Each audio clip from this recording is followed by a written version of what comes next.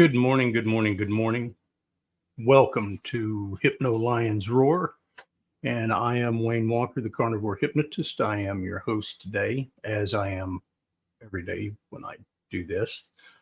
Uh, so I was thinking a few days ago about a subject that came up with one of my clients, and really a lot of my clients. And the rule is, and the subject matter is this: it's rules.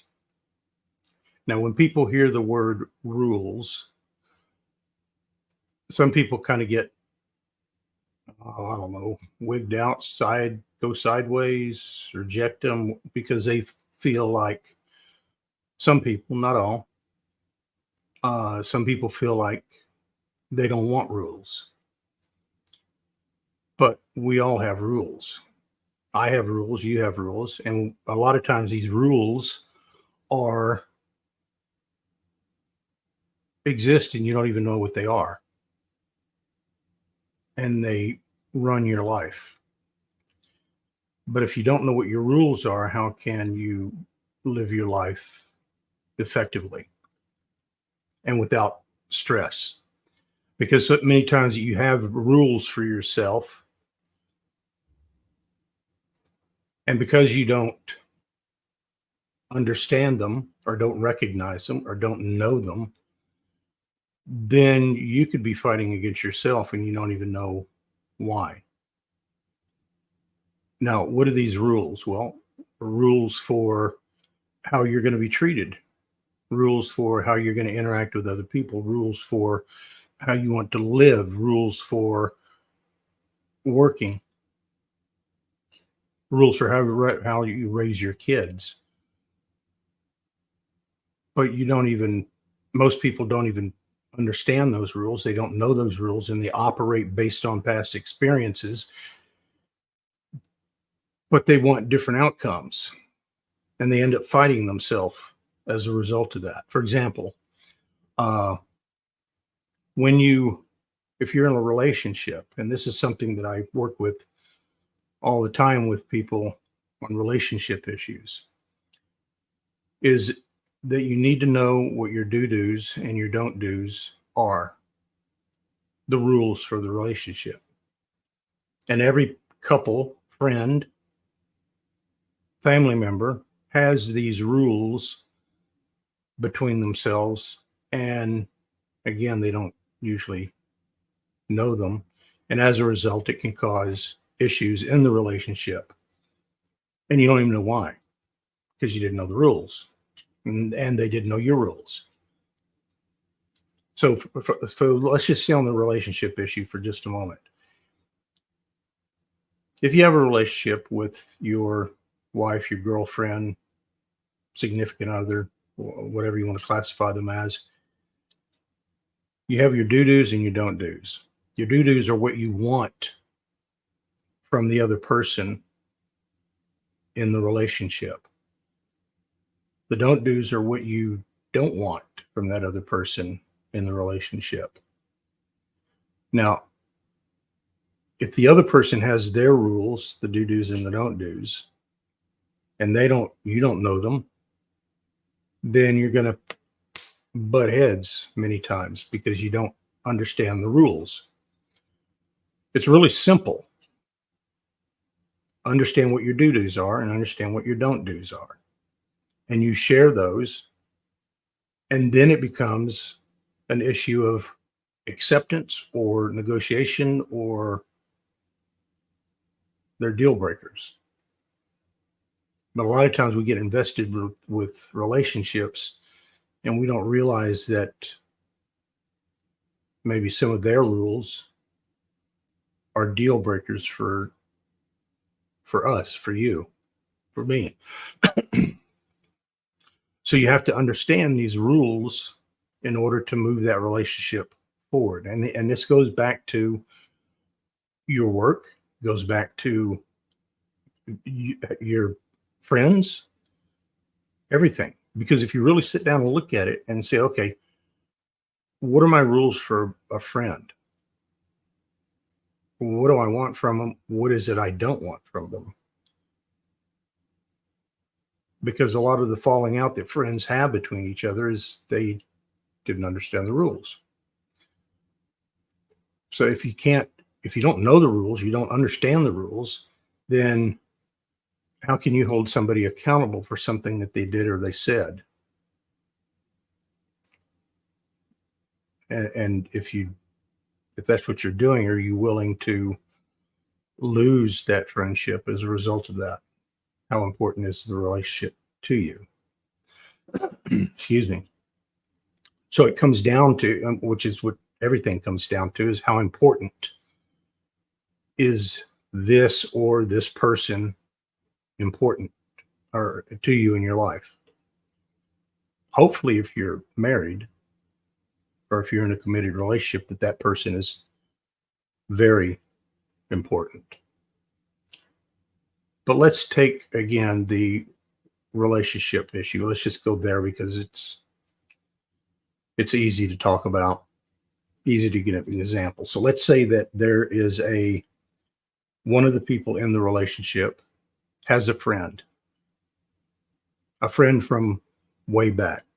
That friend could be just a friend of the family. It could be a past boyfriend or girlfriend, past best friend, whatever that person represents in the past. But let's say that person is involved with your core people of your relationship, their friend. If that friend is causing issues within your relationship, any issue that is having an effect on your relationship with your boyfriend, girlfriend, significant other, whatever, then you have a decision to make.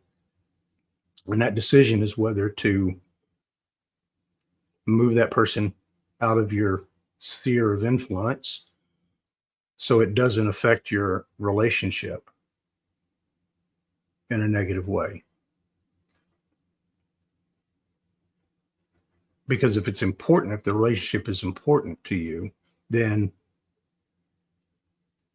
that's what you do. However, if the other person, the significant other, boyfriend, girlfriend, whatever, is wanting to try to insulate you from your friends for selfish reasons or family members, then that's a different issue, and that could be a deal breaker for you, or it should be. So this is the importance of rules, because you can't just blanketly apply everything or just one focus or one idea, if you will, to friends, and that there's some things that go on and nothing happens in a vacuum. So you have to determine whether that's a deal breaker or whether that's something that, that's valid. If the person, let's say the person sends you a text on your phone and makes a comment of whatever, it could be of a sexual nature, of this, or but if you can't share that with your partner, then it's probably an inappropriate communication. Because if you're in a relationship, then whatever text that you're being sent, you should be able to share that with your partner. And look, there's conditions on that as well. Maybe it's of a private nature, it's this, but you'll know. And if that affects the person that you're with and you care about that person, then again, you have a decision to make. And this goes across the board. If you're buying, let's say that you've decided to make a major purchase. And the rule in my household is real simple. My wife and I is we both have to agree on the purchase in order to move forward. Period. I mean, we'll talk about it, but we both have to agree with it. And that's the way things are, because that's what you do in a relationship. You talk, you agree, and what's good for the both. Okay, both in the relationship. Um, a few years ago, my wife and I were in our breezeway, and we were talking, and I had mentioned to her about an acronym, WIIFM, WIFM, and it stands for what's in it for me. And I had used that expression for years and years and years. Even when I was managing people, I was a general manager of a company, and then of an office, and then sales manager, and that. So, but it's a WIFM. And if you discover what a person's WIFM is, you can better relate to them. You can better communicate with them. You can better understand them. My wife did see the logic in that. She didn't like it. She didn't like the sound of it. And the sound was, what's in it for me? And I said, well, I don't know what to tell you. That's the way things are. Well, a few days later, we were back in the breezeway. We were having conversation just at the end of the day. And she looks at me, she goes, I've been thinking. And anytime my wife says, I've been thinking, it's going to be entertaining at best and irritating at the least. So, and I'm sure those of you who are listening to this or watching this will understand that. But she said that that whole thing about the whole WIFM thing that she didn't like and blah, blah, blah. And she says, I've been thinking. I said, okay, well, entertain me. And she goes, I think it should be WIIFU. And I said, okay, well, I heard the last two letters FU, and it's like, well, that doesn't sound like it's going to be a positive thing. She goes, no. She goes, instead of what's in it for me, it's what's in it for us. And I said, well, you know what? And I stopped and I said, you know what? I like that. So I have adopted that. I give full credit to my wife for that. But I have adopted that, and it looks in the relationship, the two of us, of what's in it for us. Now you can apply that to your friendships. You can apply it to family members, and you can apply it to, I guess you can apply it to your dog if you want. But the focus is on what's in it for us. And it forces you to look at things from different perspectives, to consider things from different perspectives, from and making decisions. Now, you may not like the decision that you need to make, or being forced in that position. If you feel like you're being forced, then there's probably a problem in the relationship, which is unfortunate, because I find most people who have issue with rules, they want rules to apply to other people, but they don't want rules to apply to themselves. And they don't like to live by those rules. For example, if I'm working with, whether it be a man or a woman, if I'm working with them and I ask them, and one of the exercises that I do, depending on the situation, of course, is I ask them, I say, what is your definition of what a man is, or what a woman is? And many times they'll look at me with a confused look and says, well, a man's a man's, a woman's a woman. And that's not what I'm talking about. What I'm talking about is, what is your definition of a man or a woman? How do you see that a man is? How do they act? How do they live?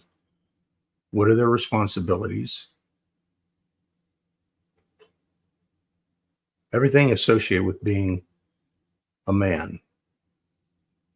How are you supposed to be in a relationship? You're in a relationship, and how do you present yourself? How do you operate within that relationship? And the same thing goes for women do the same exercise. Now, here's where I separate the wheat from the chaff. Uh, if I ask a man that, I ask him to give me that definition and give me those parameters, and I may ask him, look, write them down and bring them back in the next time that we get together, or email them to me. If I don't get them,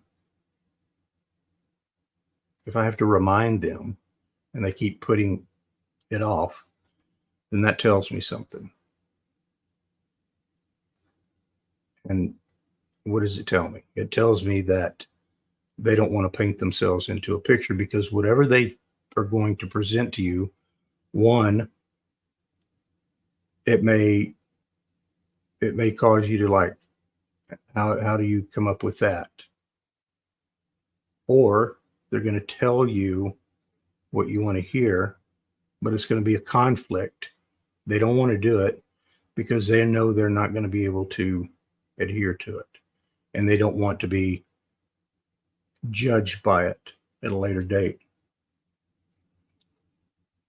So it's a very telling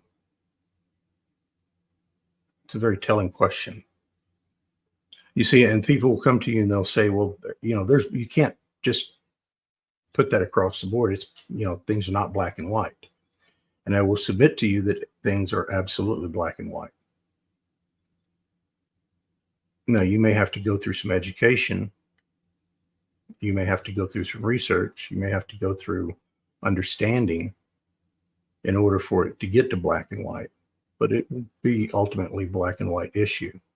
And I've had people argue with me that, well, you can't, that's not black and white. You can't do that, blah, blah, blah. And they're really steadfast in their argument about that. And I'll let them go on. And then when I've about heard enough, I'll make the statement of, you know what? It seems like you're very steadfast in that position, kind of very black and white about it. And usually I'm met with silence or yeah, buts. Yeah, but this and yeah, but that. And oh, well. And see, the black and white is this. You have black and you have white. They come together. That little spot, that line where the two come together, that's your gray area.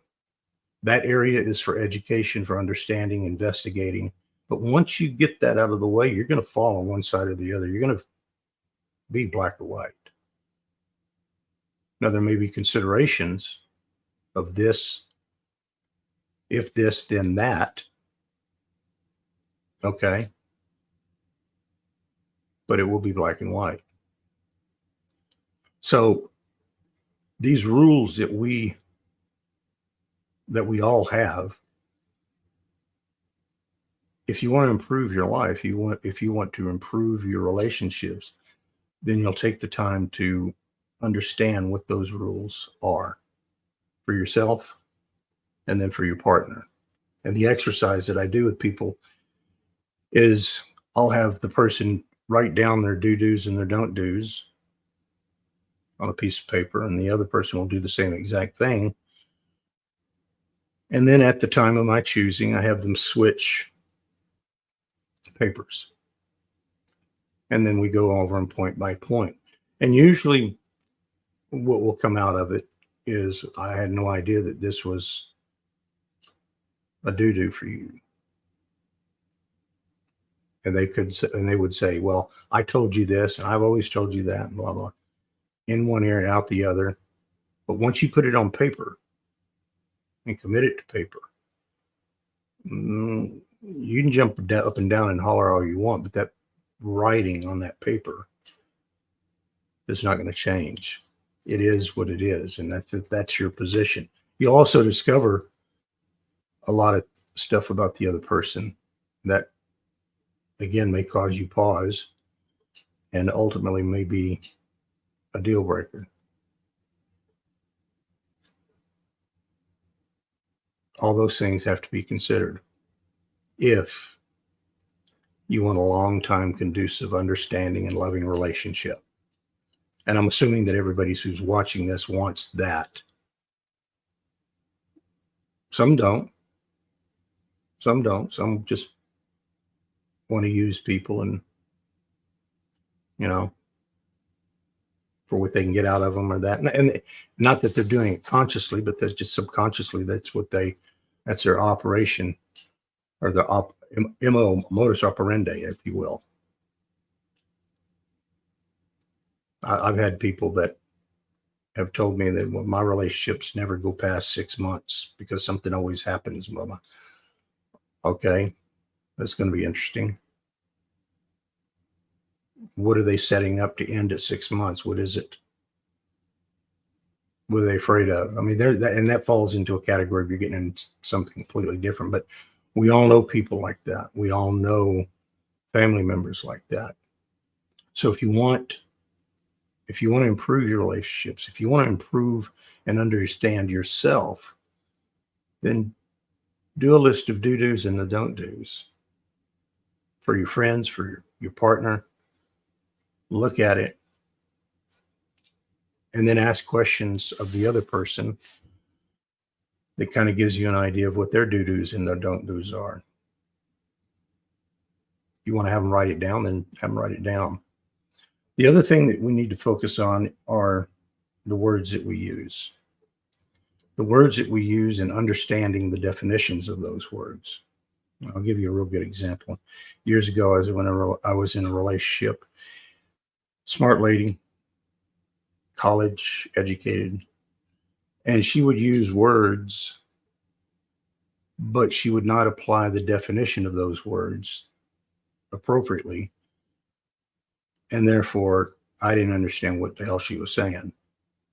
So I was always finding myself, what's your definition of that word? How am I supposed to take it? And she was always like, why do we always have to go through this? Well, the reason that she did that is because she wanted wiggle room in what she said. I learned this, or I discovered it, if you will, but later. But that turned out to be a big issue. Because if you're somewhat smart, if you're somewhat educated about the English language and words, then you're going to pick up on these things. If you don't understand a word, you say, hey, stop. I've never heard that word before. What word is that? It's easy nowadays just to get on your phone and find out what the definition of a word is. Expand your vocabulary, if you will. So the words that you use are important. How you use them are important. You have to be very careful with your words, because once you say a word, saying a word is like a bullet. Once you fire the bullet, you can't get it back after it's fired. Once you say something, you can't bring it in. You can't bring it back. So those things need to be looked at and understood. So I hope this was helpful. I hope you learned something, enjoyed it. Please follow me. Hit the subscribe button on my channel here, so you'll get new content that I'm putting out weekly. If you have requests, if you have questions, please feel free to get back with me on that. I would enjoy conversing with you. And if you need help in any area, check out the website. The website right here down at the bottom. Explore, see what the benefits could be. All right. Have a good one, guys. Bye.